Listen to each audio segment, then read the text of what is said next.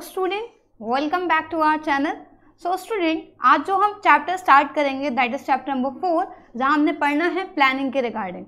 जैसे कि आपने प्लानिंग के बारे में इनिशियल एस्पेक्ट में ज़रूर पढ़ा है, हम लोगों ने डिस्कस करा है इन चैप्टर नंबर 1, जहाँ हमने देखा कि मैनेजमेंट के 5 फंक्शंस हैं और उन 5 फंक्शन में सबसे पहला फंक्शन है प्लानिंग। सो अब जो चैप्टर नंबर 4 है, यहाँ से जितने भी मैनेजल फंक्शन मीन्स जितने भी 5 मैनेजल फंक्शन हैं उनके रिगार्डिंग हमें डिटेल चैप्टर्स दिए गए हैं, जहाँ हम planning, organizing, staffing, directing and controlling इन पाँचों के रिगार्डिंग चैप्टर्स को करेंगे डिस्कस। ओके, सबसे पहले बात करेंगे हम प्लानिंग के रिगार्डिंग कि प्लानिंग क्या है और प्लानिंग के फीचर्स क्या हैं। आज की इस वीडियो में हम ये 2 टॉपिक कवर करेंगे, जहां हम प्लानिंग के मीनिंग और उसकी कैरेक्टरिस्टिक या फीचर्स को करेंगे discuss. So let's get started. सबसे पहले स्टूडेंट प्लानिंग के बारे में बात करेंगे कि प्लानिंग एक्चुअल में है क्या। हालांकि प्लानिंग बहुत ही एक कॉमन सी टर्म है जो हम अपनी प्रैक्टिकल लाइफ से, डेली लाइफ से भी क्या कर सकते हैं, इजीली रिलेट कर सकते हैं। क्योंकि अगर हम प्रैक्टिकल वीकेंड से लाइफ में जो हम अंडरस्टैंड करते हैं टर्म प्लानिंग को, वही सेम मीनिंग हमारे बिजनेस ऑर्गेनाइजेशन के रिगार्डिंग भी है।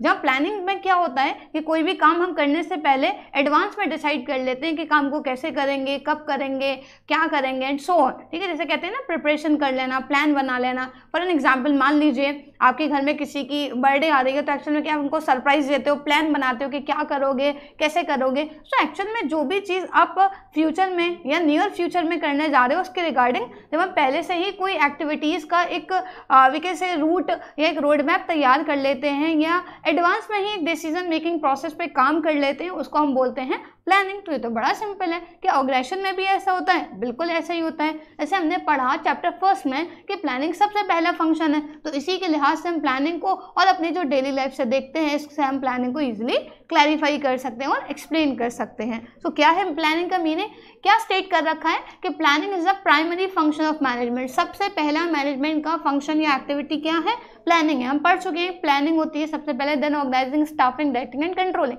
तो पहला फंक्शन है। हालांकि इसमें होता क्या है, पहला फंक्शन में क्या करेंगे, पहले ही हम सारी चीज़ें एडवांस में डिसाइड कर लेंगे। ओके, एडवांस में डिसाइड कर लेंगे। क्या डिसाइड कर लेंगे एडवांस में हम डिसाइड कर लेंगे कि हमें क्या करना है, कैसे करना है, कब करना है और कौन करेगा। मतलब हम ऐसा नहीं है कि एक्चुअल में करते जाएंगे, सोचते जाएंगे।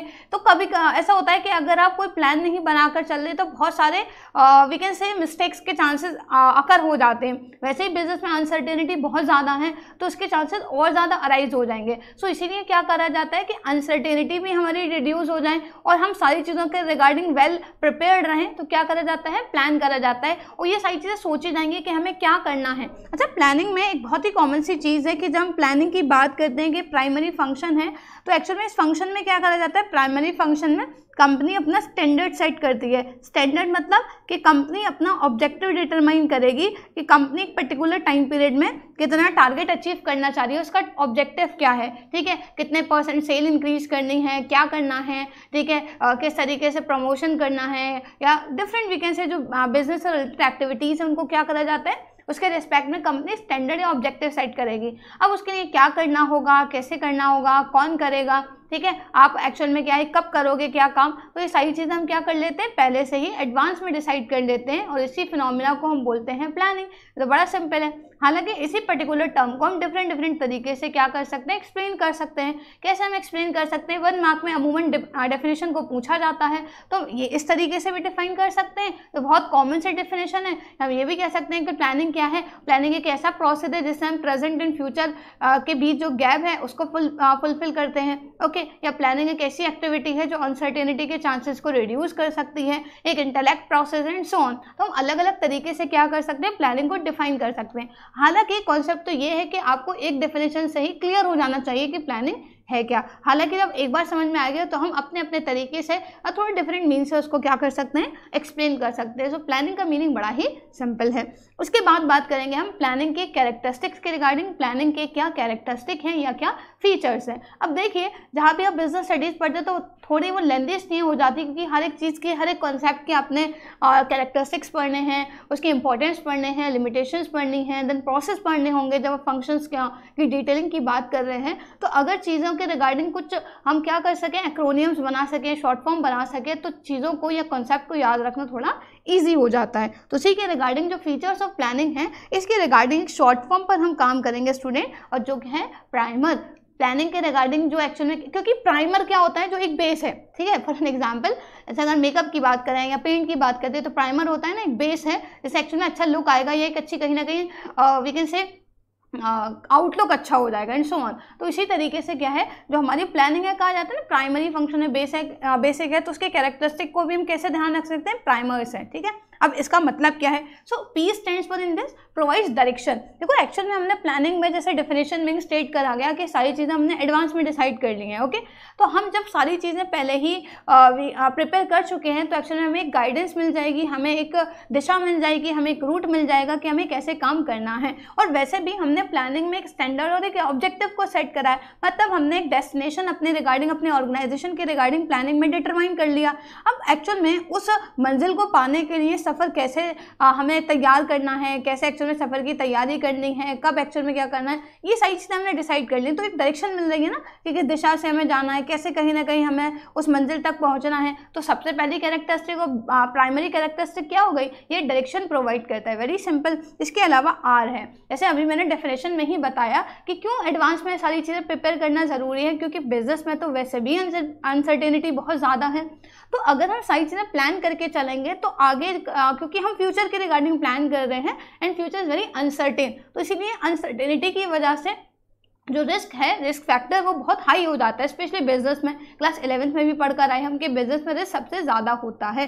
तो एक्चुअली अगर हम प्लान कर रहे हैं, सारी चीज़ों को पहले से ही एवेलुएट कर रहे हैं, एग्जामिनेशन कर रहे हैं, तो क्या हो जाएगा, अनसर्टेनिटी के चांसेस रिड्यूस हो जाएंगे।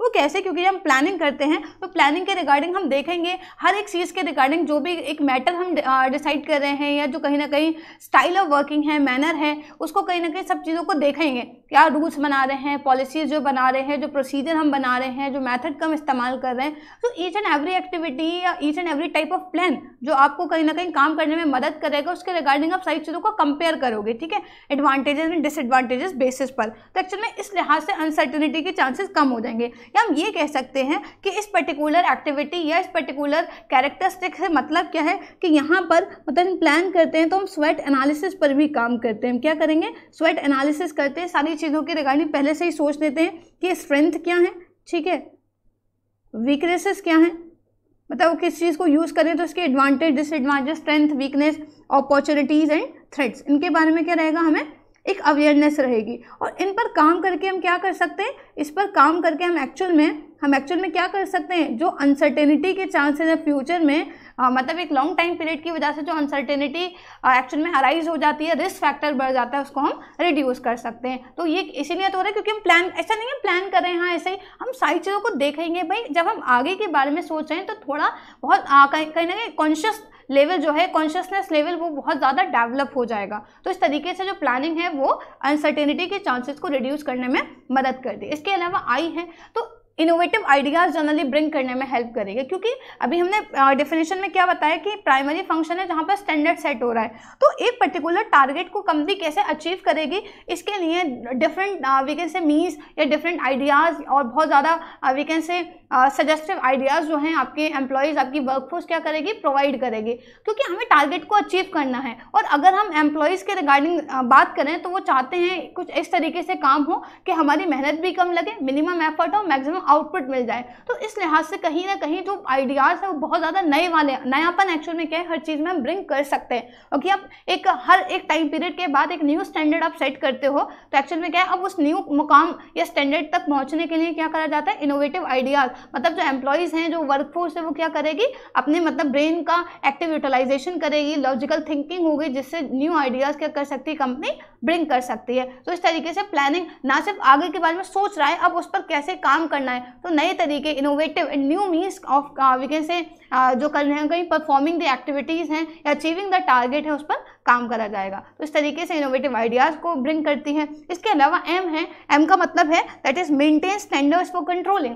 अब जैसे हमने 5 फंक्शन पहले ही चैप्टर में पढ़ लिए हैं, पहला फंक्शन प्लानिंग है, लास्ट फंक्शन कंट्रोलिंग है। अब कंट्रोलिंग में क्या करते हैं, कंट्रोलिंग में हम कंपैरिजन करते हैं एक्चुअल रिजल्ट का स्टैंडर्ड से, मतलब जो भी हमने स्टैंडर्ड जो प्लानिंग में सेट करा था और उसी के अकॉर्डिंग सारी चीज़ें हमने प्लान करी कि उस टारगेट को अचीव करने के लिए क्या करना चाहिए, क्या नहीं करना चाहिए, कैसे करना चाहिए, कौन करेगा, कब होना चाहिए कोई काम, ये सब डिसाइड करा। तुम ये भी कंपेयर करते हैं कि क्या हम अपने स्टैंडर्ड टारगेट को अचीव कर पाए, एक्चुअल में अचीव कर पाए या नहीं। तो इसमें क्या कर जाते हैं, कंट्रोलिंग में एक्चुअल परफॉर्मेंस को स्टैंडर्ड से हम क्या करेंगे, कंपेयर करेंगे। तो कंट्रोलिंग का मतलब कंपैरिजन है। कंट्रोलिंग का मतलब क्या है, कंपैरिजन। मेनली समझो कंपैरिजन, और कंपैरिजन के लिए कम से कम कितने एलिमेंट चाहिए, 2 एलिमेंट चाहिए। और कंपैरिजन यहाँ किसके बीच होता है, comparison between actual performance and standard performance.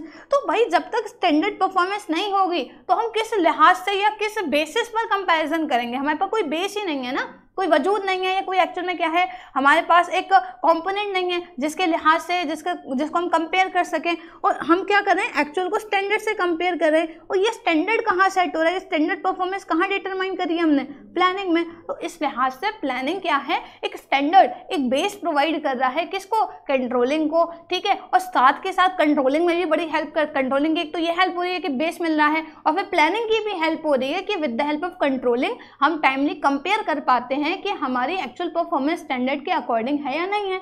और हम रेगुलरली क्या करते हैं, कंपैरिजन करते हैं। जैसे क्वार्टरली बेसिस पर परफॉर्मेंस एवेल्युएट होती है तो हमें पता चल जाता है कि यहाँ हम लैग बिहाइंड कर रहे हैं, तो अगर कोई भी गलती है तो वो टाइम रहते हुए क्या कर सकते हैं, हम ओवरकम कर सकते हैं। तो एक्चुअल में इसीलिए जब हम आगे पढ़ेंगे तो ये कहा जाता है कि प्लानिंग एंड कंट्रोलिंग एक दूसरे को काफ़ी कॉम्प्लीमेंट करते हैं, और कि कंट्रोलिंग के लिए प्लानिंग एक बेस सेट करती है, और कंट्रोलिंग क्या करती है, प्लानिंग की एक्यूरेसी को मेंटेन या जज करने में करती है मदद। इसके अलावा that is E, it means enhances decision making. Decision making जो पावर है या स्किल है वो प्लानिंग से डेवलप हो जाती है। ओके, जब हम वी कैन से प्लान करते हैं तो बार बार ये बात आती है कि हम प्लानिंग हमेशा फ्यूचर के रिगार्डिंग करते हैं। तो जब हम बात करें कि डिसीजन मेकिंग हमारी इंप्रूव कैसे हो जाएगी, ओके, हमारे पास क्या है, जो भी हम स्टैंडर्ड अचीव करने जा रहे हैं या जिस भी ऑब्जेक्टिव को अचीव करने पे काम कर रहे हैं उसको अचीव करने के रिगार्डिंग हमारे पास डिफरेंट मेथड्स हैं, डिफरेंट जनरली क्या है, हमारे पास ऑल्टरनेटिव्स हैं। अब उसमें हमने क्या करना पड़ेगा, हमें देखना पड़ेगा, डिटरमाइन करना पड़ेगा, एनालाइज करना पड़ेगा कौन अवेलेबल ऑप्शंस में या ऑल्टरनेटिव्स में कौन सा बेस्ट सूटेबल है जो ऑर्गेनाइजेशन के लिए हर लिहाज से क्या हो, बेनिफिशियल हो। तो हम जब वी कैन से इस एक्टिविटी को परफॉर्म करते हैं, क्योंकि इसका नेचर ऐसा है, रेगुलर है, कॉन्टिन्यूस है, लाइक मैनेजमेंट इज कॉन्टिन्यूस, तो सेम इसके जो फंक्शन है वो भी क्या है, एक कॉन्टिन्यूटी के बेसिस पे परफॉर्म होते हैं। तो एक्चुअल में क्या है, कंटिन्यूटी के साथ आप परफॉर्म करोगे तो डिसीजन लेने की जो एक कैपेबिलिटी है या स्किल है वो क्या हो जाती है, इंप्रूव हो जाती है। And the last one is that reduces wasteful activities, because in planning we have set each and everything in advance, ठीक है, सारी चीज़ें डिटरमाइन कर ली, डिवीजन ऑफ वर्क में हमने प्रॉपर डिटरमाइन कर लिया कि कौन सा पर्टिकुलर इंडिविजुअल क्या काम करेगा, डिफरेंट डिपार्टमेंट्स बनाए गए और हर एक डिपार्टमेंट को एक स्पेसिफिक टारगेट दिया गया। तो सारे कहीं ना कहीं जो काम है और काम करने का तरीका है वो ऑलरेडी हमने डिटरमाइन कर लिया है, हर किसी को पता है कि उसने क्या काम करना है। तो इससे क्या होगा, मिसअंडरस्टैंडिंग क्रिएट नहीं होगी, कोई कंफ्यूजन क्रिएट नहीं होगी, रोल कहीं ना कहीं कंफ्यूजिंग नहीं रहेगा, रोल एम्बिग्यूटी नहीं होगी, मतलब सारे लोग बहुत ज़्यादा क्लियर होंगे, हर किसी का काम बिल्कुल प्रॉपर है जो पहले ही बता रखा है, पहले स्टेट कर रखा है।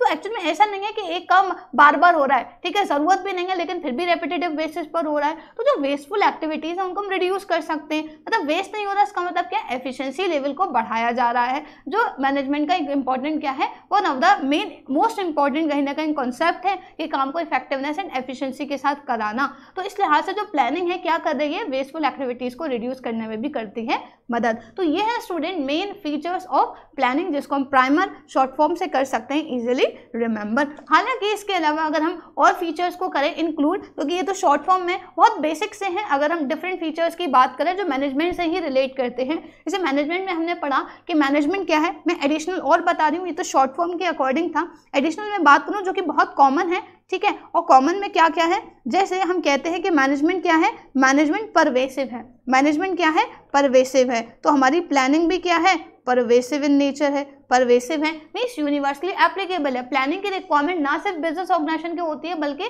हर वैकेंसी, चाहे नॉन प्रॉफिटेबल ऑर्गेनाइजेशन हो, कमर्शियल हो या ना हो, मीन्स व्हाट ये सेम ही है। इसके अलावा जो हाउस होल्ड्स हैं उनमें भी प्लानिंग की रिक्वायरमेंट है, तो परवेसिव है। ना सिर्फ हम वैकेंसी ऑर्गेनाइजेशन के नेचर के लिहाज से देख रहे हैं, अगर हम विद इन दी ऑर्गेनाइजेशन भी देखें तो प्लानिंग हर जगह है, हर एक लेवल पे प्लानिंग को करा जाता है परफॉर्म, चाहे वो टॉप लेवल हो, मिडिल हो या फिर लोअर हो। हालांकि मेन जो रिस्पॉन्सिबिलिटी है प्लानिंग की वो टॉप के रिगार्डिंग है, टॉप लेवल की है, लेकिन फिर भी मिडिल एंड लोअर भी अपने रिस्पेक्टिव लेवल पर क्या करते हैं, प्लान्स बनाते हैं। ओके, तो इस लिहाज से जो प्लानिंग है वो क्या है, परवेसिव है, एंड परवेसिव के साथ साथ क्या है, कॉन्टिन्यूस है। क्या है, कॉन्टिन्यूस है। जैसे कि हमारा मैनेजमेंट क्या है, मैनेजमेंट कॉन्टिन्यूस इन नेचर है। मैनेजमेंट कैसा है, कॉन्टिन्यूस इन नेचर है। वैसे ही मैनेजमेंट के फंक्शंस भी क्या है, कॉन्टिन्यूस है। प्लानिंग ऐसा नहीं है हम एक टाइम पीरियड पे करेंगे, वो हम रेगुलर बेसिस पर, ऑनगोइंग बेसिस पे परफॉर्म करेंगे। तो एक्चुअल में ये और फीचर्स हैं। हालांकि प्राइमरी फंक्शन है या फॉरवर्ड लुकिंग है, ये भी क्या है, कैरेक्टरिस्टिक है। क्या है ये, कैरेक्टरिस्टिक है। क्या, फॉरवर्ड लुकिंग। प्लानिंग क्या है, फॉरवर्ड लुकिंग या futuristic. As we all know कि प्लानिंग हमेशा फ्यूचर के रिगार्डिंग करी जाती है, कभी भी हम प्लानिंग पास्ट के रिगार्डिंग नहीं करते। हमेशा हम आगे के बारे में सोचते हैं, पीछे जो हो गया उसको तो हम सुधार नहीं सकते। हालांकि वहाँ से हम लेसन ज़रूर ले सकते हैं पास्ट इवेंट से, ताकि उन लेसन्स को अंडरस्टैंड करके हम वही सेम मिस्टेक आगे फ्यूचर में कमिट ना करें। तो ये बहुत कॉमन सी बेसिक सी कैरेक्टरिस्टिक है मैनेजमेंट की, जो हर एक मैनेजमेंट फंक्शन में शेयर होती हैं या हमें देखने के लिए मिलती हैं। ओके, सो आई होप ये टॉपिक आपको क्लियर हुआ हो, जहां मीनिंग और कैरेक्टरिस्टिक्स की बात करी है प्लानिंग के रिगार्डिंग। अगर फिर भी फर्दर आपको कोई डाउट है इस पर्टिकुलर टॉपिक से रिलेटेड, तो आप हमें कमेंट कर सकते हैं।